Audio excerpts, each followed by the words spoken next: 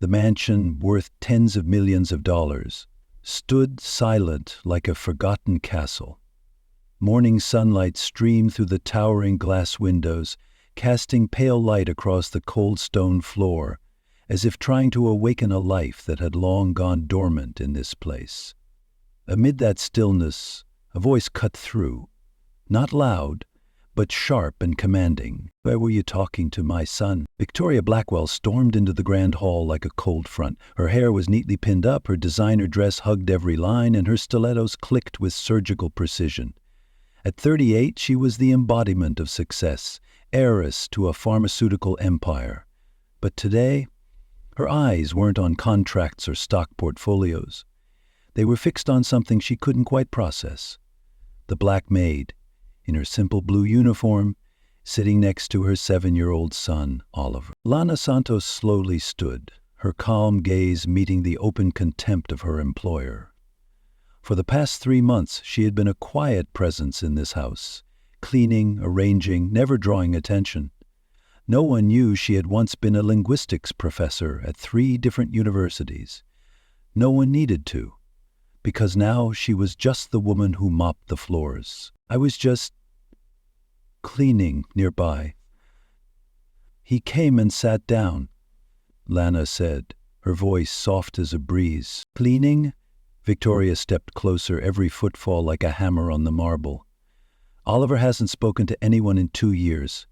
He doesn't engage. He can't learn. That's what 3 top specialists have confirmed." Oliver remained still, his eyes tracing the illustrations in a picture book, quiet but deep, like he was living in a world of his own, a world that Lana had been slowly beginning to reach. She didn't say that over the past few weeks she'd been quietly observing, that whenever she mumbled in French, Spanish, or Italian while scrubbing the floors, Oliver would notice. And for the first time, he started to open up. Just yesterday, he had whispered a single word. "Hola." "Where did this Italian book come from?" Victoria snatched the book from her son's hands, her tone laced with suspicion. "From the library, ma'am. I was reorganizing the shelves," Lana answered gently. "And you thought you had the right to use my child as some kind of experiment?" Victoria's voice rose. Lana took a deep breath. She'd seen that look before.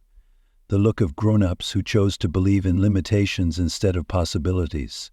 But she knew one thing for certain: kids like Oliver weren't broken.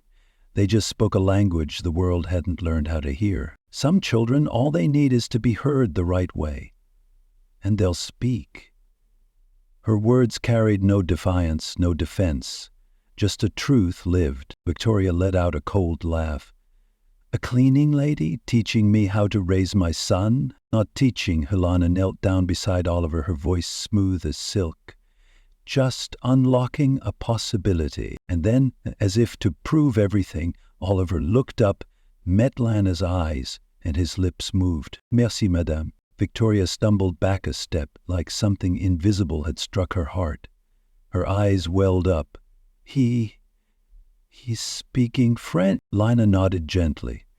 There was no triumph in her expression, only a quiet recognition. "He's not broken, ma'am. The world just hasn't learned how to speak his language." In that moment, the icy stillness of the mansion seemed to soften. Victoria looked at her son, the boy flipping through pages, his eyes bright, like a star waking from a long sleep. "Because I've been on the other side," Lana whispered, "where people have a voice but no one listens." This story didn't begin with rebellion, it began with understanding, between a forgotten child and a woman long underestimated. And sometimes the sweetest revenge isn't to shout back, but to show them what they missed. The next morning, before sunlight could even filter through the trees, Lana was summoned to the mistress's private office. That room, walls lined with photos from charity galas, framed certificates, and sleek contracts, all the glittering evidence of a righteous life, held a chill deeper than anywhere else in the house. Victoria didn't ask Lana to sit. She raised her chin, her voice calm but sharp as a razor. "What happened yesterday was a coincidence. Oliver, he occasionally makes sounds. Don't misread it." Lana stood still, hands folded in front of her. her gaze steady, not defiant, but she didn't bow either. "I understand, ma'am." "Good. I want you to stay away from my son. Absolutely no interaction. From now on, your duties are in the basement and service areas only." After a pause, Victoria locked eyes with her, then let out a cool, clipped smile, as if yesterday's moment of vulnerability had never happened. "If you think that meant anything, I suggest you come back to reality. Oliver is severely autistic. It's been confirmed by 3 of the top specialists in the country. He'll never improve. He'll never speak like a normal child. Don't kid yourself." Each word landed like a dagger. But Lana's face didn't flinch. Inside, her chest tightened. Not from pain, but from memory. Memories of 43 children she'd once worked with. Kids once written off as incapable. Now in college, working as engineers, even serving as interpreters at the United Nations. "Yes, I understand. You're concerned," she answered softly. "It's not concern," Victoria sneered. "It's reality." Lana returned to the basement, quietly organizing bottles of floor cleaner, but inside her, something shifted. Not rebellion, intuition. Of someone who knew what the truth looked like when it was being suffocated. Suddenly, footsteps echoed down the stairs. The family's private physician, Dr. Marcos Chandarier, appeared. Unlike their previous formal encounters, today he seemed uneasy. "Sorry to intrude." He glanced around, making sure they were alone. "I wanted to talk about Oliver." "La Fritz, is something wrong?" "On the contrary," his voice lowered. "Yesterday, when I heard him speak in French, that was the first intentional speech he's made in over 2 years. He looked her in the eye, like he was searching for something. Do you have any professional background with special needs children?" Lana said nothing. In that moment, she knew the truth could change everything, or destroy it. But the doctor's eyes held no contempt, only a quiet, honest curiosity. "If I said I hold a PhD in applied linguistics focused on cognitive development in children, and that I used to teach at Columbia, what would you do with that information?" Dr. Chun blinked, stunned. You're really a PhD?" Lana nodded. 17 international papers. 5 years researching bilingualism in autistic children. My dissertation was once invited to Stanford." He sat down on a nearby crate, almost unable to process it. "Good God, a doctor? Working as a cleaner?" Lana looked toward the faint lights slipping through a basement window. "Life happens, doctor. When my mother got sick, I lost my tenure, lost my job, lost everything. I needed money, fast. Cleaning was the only work that didn't ask too many questions." He was quiet for a long while, then asked, almost in a whisper, "And Oliver, do you really believe he can be helped?" "It's not belief," Lana said gently. "It's knowledge. He's not as severely autistic as they've diagnosed. He's selectively mute due to trauma, and he's highly sound sensitive. It's a form of auditory hypersensitivity." "How can you be sure?" "Because I've met 43 children just like him. Today, 38 of them speak at least 2 languages fluently." A silence settled between them, but this time it wasn't discomfort. It was the beginning of something quiet, an alliance. Dr. Chun reached into his coat pocket and handed her a card. "This is my personal number. If you're willing, I'll support your program, discreetly, but seriously." As he walked away, Lana stood motionless in the basement. In her hand, the small card shimmered like a fragment of hope. Maybe, just maybe, the path she'd lost years ago was opening again. Not for her, but for a boy the world had written off as mute. "You think you can save him?" The question wasn't spoken aloud, but hung in the air, left behind in the astonished eyes of Dr. Marcus Chun, the man who had monitored Oliver for 2 long years, who thought he'd understood the boy inside and out. Lana met his gaze without hesitation. She didn't need to think. "I don't think. I know. Oliver isn't broken the way Mrs. Blackwell believes. He's just using his own way to survive." The doctor's brows furrowed. Survive what? Old expectations. The kind of love measured out in prescriptions. She told him about the 43 kids, once called hopeless, about tiny classrooms, whispered conversations between walls, scrawled with language maps, 38 of them now bilingual, trilingual, even speaking 4 languages, and she believed, with every fiber of her being, that if there was going to be a 44th, it would be Oliver. Dr. Chun stood frozen. All his years in medicine hadn't prepared him for a moment like this, when a woman, seemingly invisible in the corridors of a luxury mansion, held the key to unlocking a child he'd been helpless to reach for so long. "He's scheduled to see me tomorrow," he said in a low voice. "His mother wants to increase the meds. Says he's having delusions." Lina pressed her lips together. "It's not delusion. It's progress. And if it gets crushed again, he'll crawl back into that shell for good." Dr. Chun didn't hesitate anymore. He pulled a card from his pocket and scribbled a number on the back. "If you're really serious about helping him, I'll support you, quietly, but completely." As he walked away, Lana remained in the basement, the light slipping through the window casting soft shadows across her face. For the first time in months, she wasn't just surviving. She had a plan. That night, while Victoria sipped wine and chatted at her elite country club, Lana did something she once thought she'd never have the courage to do again. She called her old university. On the other end, after a long silence, a warm, familiar voice filled the line. "Lana? Oh my God, where have you been? Harvard's been trying to reach you for 6 months. Your paper's been cited everywhere." "I need material," she said urgently, "especially the outline on selective language intervention." An hour later she hung up with eyes glowing. Hope no longer felt like a luxury. Professor Williams would send everything. Oliver would have a customized curriculum tailored just for him, like the 43 children before him. But fate never lets things go smoothly. Upstairs, in the dim hallway, housekeeper Sandra had quietly overheard the entire call, and by morning that truth would find its way to Victoria Blackwell's ears. But not kindly. Meanwhile, in another corner of the house, Oliver sat on the carpet, flipping through a book on animals that someone had left behind. By accident? Or maybe not. Each animal was labeled in 6 different languages. Gat, chat, gatu, guts, the boy whispered, his lips curling in what might have been a smile. To Oliver, they weren't just words.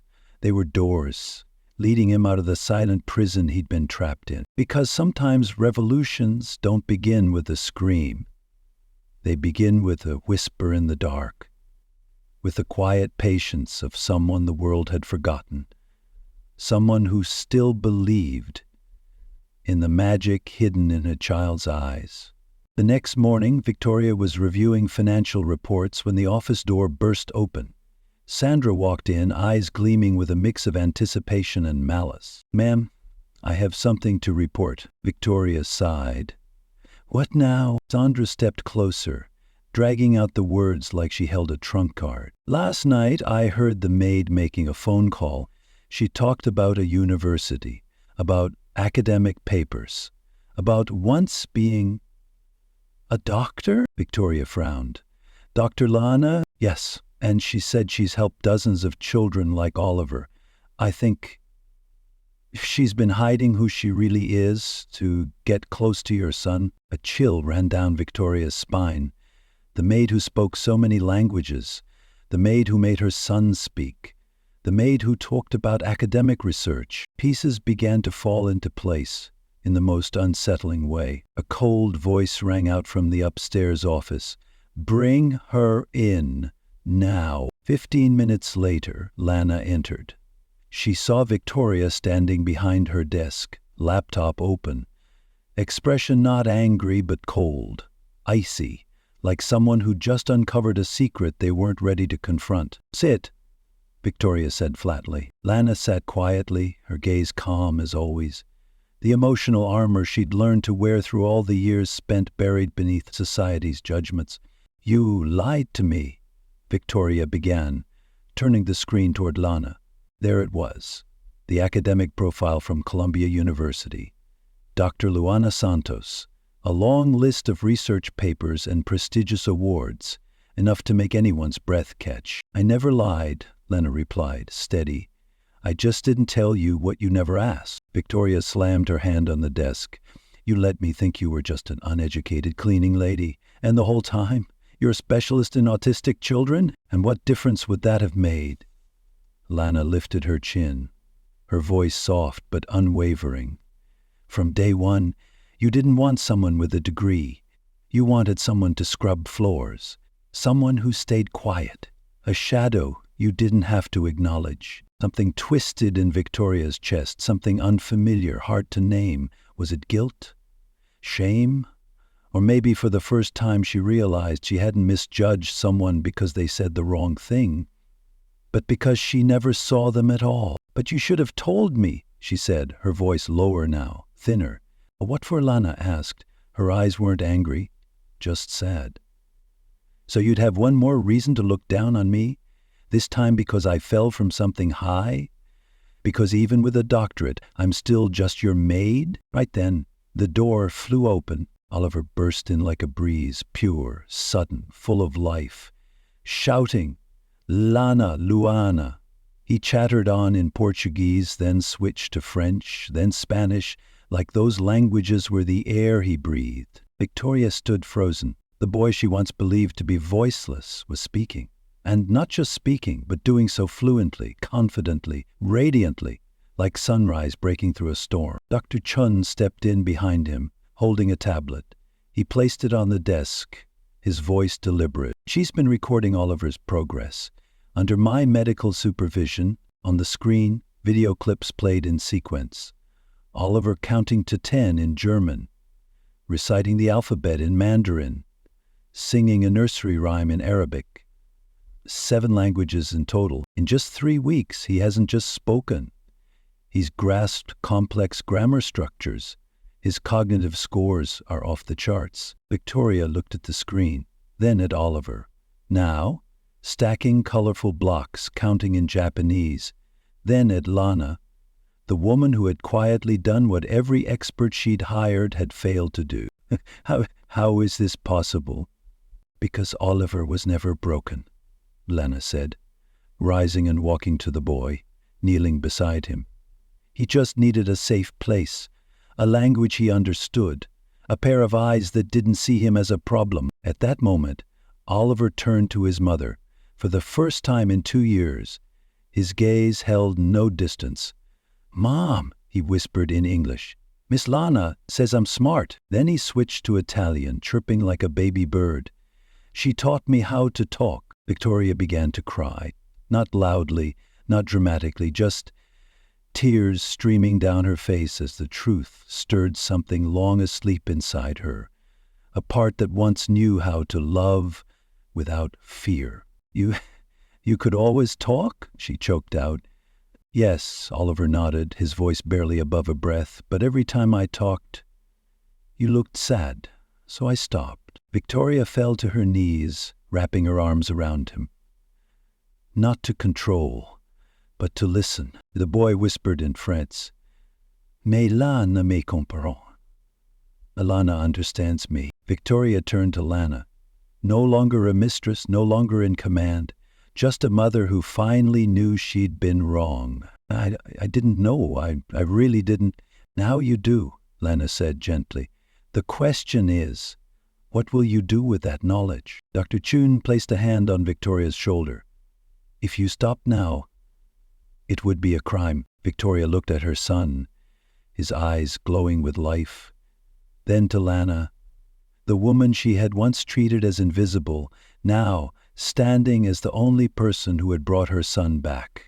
I owe you an apology, she whispered. And I need to beg you to stay, not as a maid, but as his teacher, the one who brought my son back to me. Lana smiled, not the smile of victory, but the smile of someone who had finally watched a child be seen for who he truly was. I'll stay, Lana said, looking Victoria straight in the eyes. But on one condition. Victoria held her breath. Olivar isn't a miracle. And he's not some success story. He's just a brilliant child who deserves to be loved for who he is, not for what he can do. Her words weren't a challenge, they were a message.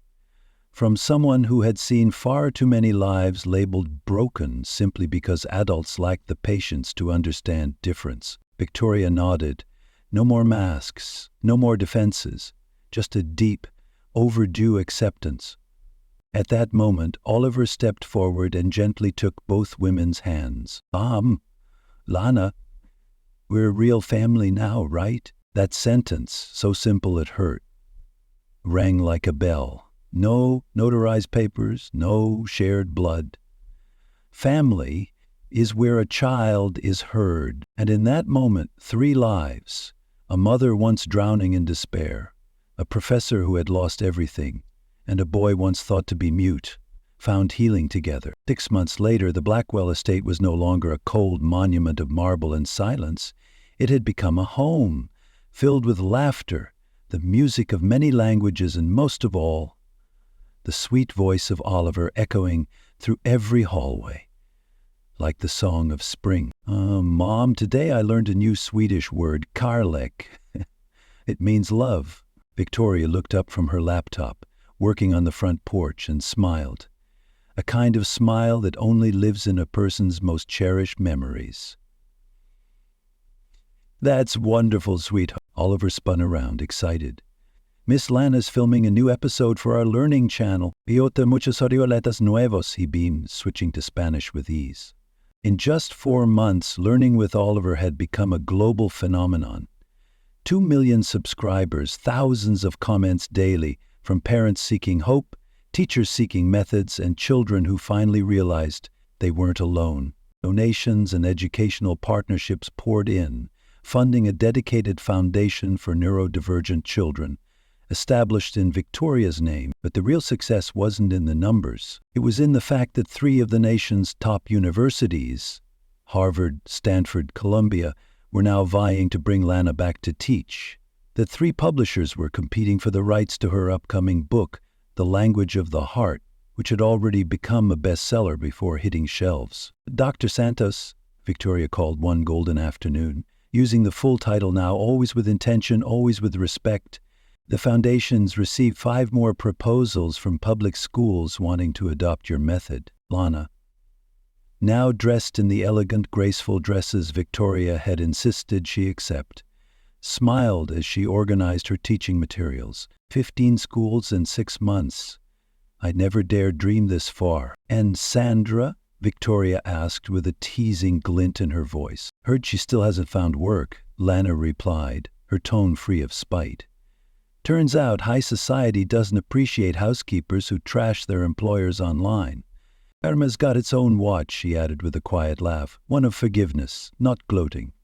Dr. Chun stepped out onto the porch, arms full of folders. Ladies, breaking news, our research paper was just accepted by Nature Neuroscience. Lana and Victoria looked at each other, their hearts catching in the same beat.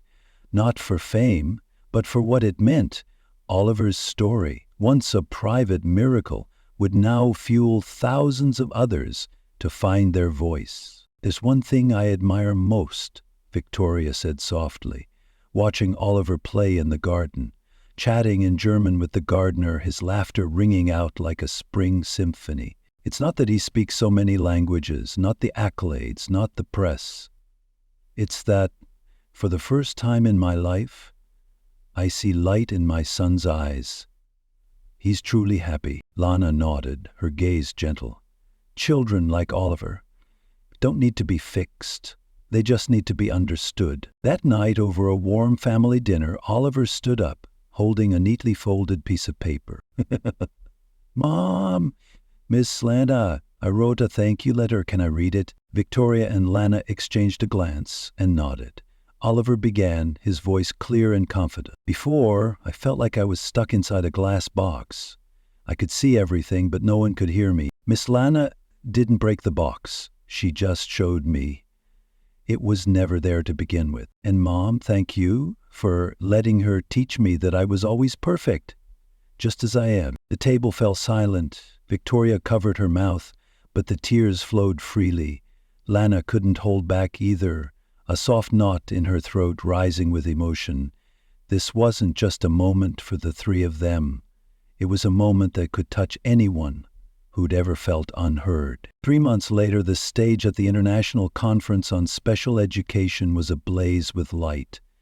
Over 5,000 educators, researchers, and parents gathered, all waiting to hear from a woman who was once just a shadow. Lana stood center stage, strong, assured. Beside her was Oliver, now 8, gripping his adoptive mother's hand like a true teammate. "My name is Oliver Blackwell," he said into the microphone, his voice echoing across the hall. "A year ago, doctors said I'd never speak like other kids. Today I speak 9 languages because one woman believed I always had a voice. She just taught me how to use it." The audience rose, erupting into applause. The air shimmered with emotion in every pair of eyes. Not just recognition of one boy, but of thousands like him, who had been misunderstood. Lana stepped forward, her voice steady and grounded. "A year ago, I was invisible to this world, not because I changed, but because someone finally chose to see me. Oliver was never a miracle. That brilliance was always there. I just created a space safe enough for it to bloom." A journalist stepped up and asked, "Dr. Santos, when did you first know Oliver was special?" Lana turned to the boy, placing a hand on his shoulder. "The moment he looked me in the eye, because all children are special. Some of them just need a different language to show their magic." 2 years later, the Oliver and Lana Foundation had reached over 10,000 children across the United States. Kids who had once been labeled, once been silent, now sang, spoke, and told stories in their own beautiful voices. Victoria became a full-time advocate for inclusive education. Every speech she gave felt like an apology, written not in words, but in action. And Lana, the woman once dismissed and overlooked, never destroyed those who had underestimated her. Instead, she built something so beautiful they had no choice but to acknowledge. Real light always shines from the humblest places. If you're hearing this story, remember, true worth isn't measured by the color of your skin, your job, or your degree. It's found in how you changed someone's life for the better. Just one person is enough to rewrite fate.